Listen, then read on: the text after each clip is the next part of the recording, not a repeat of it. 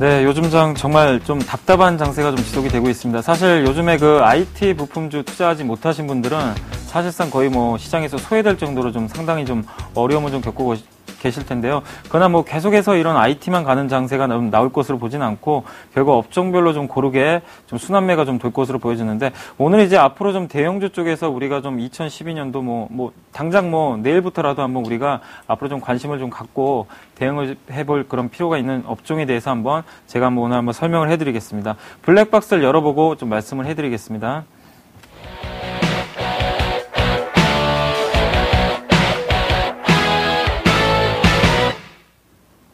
네, 건설주가 참 고생을 좀 많이 하고 있습니다. 물론 이제 최근에 좀 반등을 해서 약간 투자자들을 좀 안심을 시키고 있지만, 사실 굉장히 좀 고점 대비해서 주가도 좀 많이 빠지고, 일부에서는 이제 우리나라 부동산도 좀 사실 앞으로 일본이라든가 미국처럼 굉장히 좀 힘들어지는 거 아니냐는 그런 우려감 때문에 이 건설 업종에 대해서 좀 이렇게 상당히 좀 알레르기 반응을 일으키시는 분들이 좀 많으신 것 같은데, 이제부터는 건설 경기 쪽에 대해서 여러분들이 너무 좀 부정적인 좀 시각을 갖기보다는 굉장히 좀 가격적 자체로 봤을 때도 좀 싸졌기 때문에 좀 더 좀 관심을 좀 가져주셨으면 좋을 것 같고요. 일단 그 건설주에 대해서 왜 우리가 좀 관심을 가져야 되는지에 대해서 이 내수 쪽하고 해외 쪽에 대해서 한번 좀 말씀을 좀 해드리겠습니다. 먼저 최근에 좀 뉴스가 좀 나왔지만, 정부에서 이제 본격적으로 이 건설 경기를 좀 부양을 하기 위해서 그 내수 어떤 진작책을 좀 발표를 했죠. 이 부동산 거래가 사실은 너무나 그동안 이제 활성화가 안 됐습니다. 거래량도 많이 감소를 하고 이 가격 자체가 계속 좀 다운되는 그런 현상들이 나오는데, 이제 그런 부분에서 이제 정부에서 좀 위기감을 좀 느끼면서 건설 경기 일단 좀 부양을 시켜야 되겠다는 의지를 좀 바탕으로 해서 일단 이 부양책을 좀 발표를 했는데, 양도세에 대해서 좀 감면 조치도 좀 나오고 있고요. 또 이제 강남 3구 같은 경우 이제 그동안 투기 지역으로 좀 지정이 됐었는데, 이 지역을 좀 해제를 해가지고 어떻게든 좀 그 경기를 좀 살리겠다. 사실 강남구 같은 경우는 상당히 우리나라 이제 그 부동산 가격의 핵심적인 어떤 지표로서 위치를 좀 차지하고 있는 그런 지역인데, 이쪽에 대한 어떤 거래를 좀 살리겠다라는 거는 이제 건설 경기를 좀 살리겠다라는 어떤 적극적인 좀 제스처다, 이렇게 보시면 될 것 같습니다. 그래서 이 건설주에 대한 어떤 심리적인 측면에서 이 부분이 당장 효과를 발휘한다, 이 부분은 좀 논의를 하더라도 심리적인 부분에서 상당한 좀 효과를 거둘 수 있기 때문에 좀 긍정적으로 좀 볼 수 있다, 이렇게 보시면 될 것 같고요. 또 내년도에는 전 세계 각국의 어떤 이제 선거 시즌인데, 특히 우리나라 같은 경우도 내년 4월 달에 이제 총선이 있고 12월 달에 이제 대선이 있는 것처럼 이 선거 때만 되면 사실 이제 건설 경기에 대한 어떤 부양책이 더 많이 나옵니다. 어떻게든 이제 건설 경기를 살려야만이 이 서민들의 어떤 체감 경기가 좀 호전되는 그런 효과들이 과거에도 나왔기 때문에, 특히 정부 쪽에서 올해보다 이제 내년도로 좀 가면 갈수록 더욱더 이제 그 내수의 어떤 건설 경기를 살리려는 그런 효과들이 좀 나올 수 있기 때문에, 이런 부분을 봐도 건설주 주가 흐름에는 앞으로 2012년도는 상당히 좀 좋게 흘러갈 수 있는 그런 어떤 원인으로 좀 작용을 할 수 있다, 이렇게 좀 보시면 될 것 같고요. 또 이제 오늘 금통위가 금리를 이제 결국 동결을 했습니다. 동결을 했지만 일단 인상을 사실은 올해 경기가 좋았으면 계속해서 금리를 인상할 수도 있는 그런 부분이 있었는데, 이제 금리 인상 기조는 거의 좀 일단 마무리가 된 게 아니냐, 이렇게 좀 보여집니다. 왜냐하면은 우리나라도 마찬가지고 지금 전 세계적으로 저금리 어떤 저성장 국면에 좀 빠졌고요. 또 계속해서 고금리 정책을 펼치던 브라질마저도 지금 금리를 인하할 정도로 일단 성장 쪽에 좀 초점을 좀 맞춰주고 있기 때문에, 우리나라가 지금 물가가 좀 높다고 하더라도 지금 당장 금리를 계속해서 올리기는 좀 어렵습니다. 그래서 금리가 좀 앞으로 좀 동결될 가능성이 있기 때문에, 이 건설 회사 입장에서 봤을 때는 금리 불확실성이 좀 제거됐다는 측면에서 이런 부분들도 상당히 좀 좋은 효과로 좀 작용할 수 있다, 이렇게 좀 생각하시면 되겠습니다. 그래서 내수 쪽에서 상당한 지금 모멘텀들이 좀 나오고 있기 때문에 우리가 좀 더욱더 좀 관심 있게 바라봐야 될 것 같고요. 역시 해외 쪽은 제가 지난번에도 이제 피팅 업체에 대해서 한번 설명을 해드리면서 이 건설 쪽을 좀 말씀을 해드렸는데, 역시 해외 쪽은 좀 상당히 여전히 좋습니다. 이 해외 수주가 지속적으로 좀 증가를 하고 있는데, 한때 이제 80년대 초라든가 90년대 중반 이렇게 1차, 2차 황금기를 좀 겪고 나서 상당한 침체기를 겪다가 현재 2006년도부터 3차 황금기를 좀 맞고 있는데요.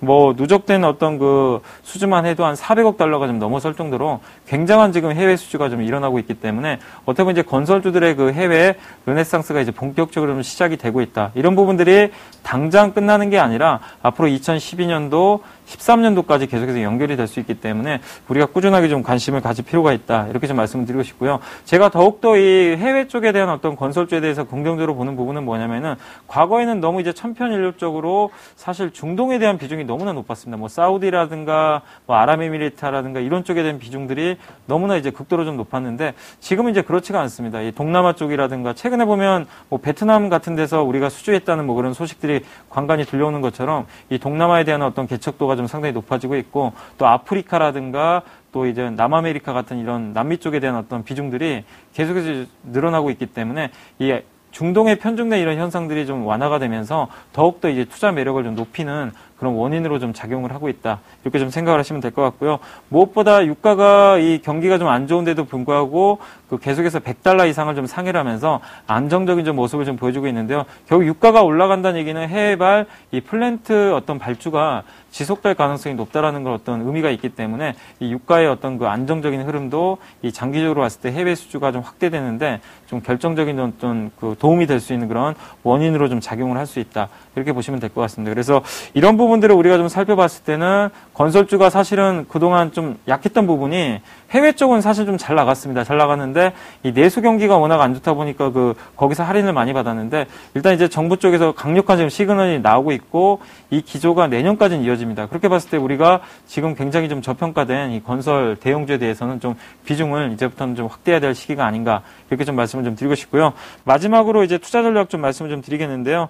해외 쪽하고 역시 그 내수 쪽에 골고루 비중이 좀 담보된 그런 어떤 대형주 위주로 여러분 투자하셔야 되겠습니다. 제가 뭐 내수 쪽에 대해서 상당히 좀 좋다고 좀 말씀을 좀 해드렸지만 이 내수 쪽이 좀 좋다고 하더라도 너무 내수 쪽에만 비중이 높은 회사들 같은 경우는 좀 리스크가 역시 커질 수가 있기 때문에 그 해외와 내수 쪽에 좀 고른 비중을 좀 가지고 있는 그런 회사들을 좀 투자하시면 좋겠고요. 오늘도 역시 한 두 종목 정도 좀 간단하게 좀 말씀을 해드리겠습니다. 먼저 이제 요즘에 좀 잘 나가고 있는 그 삼성물산 좀 말씀을 좀 드리겠는데요. 이 삼성물산 같은 경우는 상당히 좀 과거부터 좀 수주가 좀 잘 안 됐었는데 최근 들어와서 이제 해외 발전 플랜트가 이제 본격적으로 좀 수주가 되면서 본격적인 어떤 그 중동발 수주 경쟁에 좀 나서고 있기 때문에 이런 부분들이 앞으로 좀 가시적인 효과가 좀 나올 수 있다 이렇게 보시면 될 것 같고요. 또 최근에 해외 대형 유전업체도 인수한 것처럼 상사 쪽에 대한 어떤 메리트도 상당히 큽니다. 그래서 이런 부분 봤을 때는 뭐 건설과 상사의 어떤 시너지 효과도 우리가 기대할 수 있다 이렇게 생각하시면 되겠고 무엇보다 삼성전자 지분은 한 4% 갖고 있기 때문에 이 삼성전자가 사상 최고가를 돌파하는 이 시점에서 이 삼성물산의 어떤 지분 가치가 더욱더 부각될 수 있기 때문에 앞으로 흐름도 더욱더 좀 기대가 된다고 보시면 되겠습니다. 그래서 목표 주가는 한 10만 원 정도 좀 생각하시고요. 역시 9만 원 정도 생각하시고 좀 장기적인 관점에서 여러분들이 좀 계속해서 좀 한번 매수를 해보는 그런 전략을 좀 말씀을 좀 드리고 싶습니다. 자, 두 번째로는 역시 요즘에 그 건설주에서 좀 잘 가고 있는 종목인데 현대건설입니다. 이번에 이제 현대차 그룹에 좀 인수가 되면서 앞으로 좀 상당한 성과를 거두지 않을까 하는 그런 기대감이 있었는데 사실 주가는 현대차 인수가 되고 나서 좀 이렇게 힘이 없는 그런 모습들을 좀 보였는데 아직까지 그 실적 쪽에서 좀 어떤 모멘텀이 좀 나오지 못하다 보니까 이런 약한 모습이 나왔는데 그러나 앞으로 이 현대건설 같은 경우는 현대차 그룹에 이제 편입이 되면서 내년부터는 본격적인 어떤 시너지 효과가 나올 것으로는 기대를 하시면 되겠고요.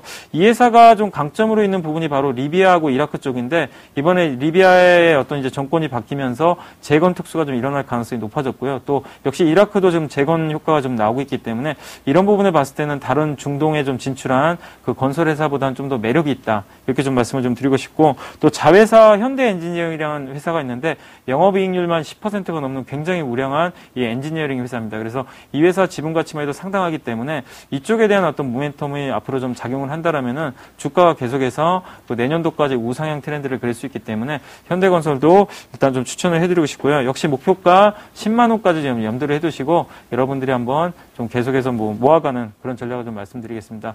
자, 요즘에 상당히 좀 대형주들 투자하시는 분들 어려우실 텐데 건설주들 이렇게 좀 좋은 흐름들이 나오고 있기 때문에 이런 좋은 건설주에 대해서 여러분들이 다시 한번 좀 투자하시기를 당부드리겠습니다. 저는 이만 물러가겠습니다. 감사합니다.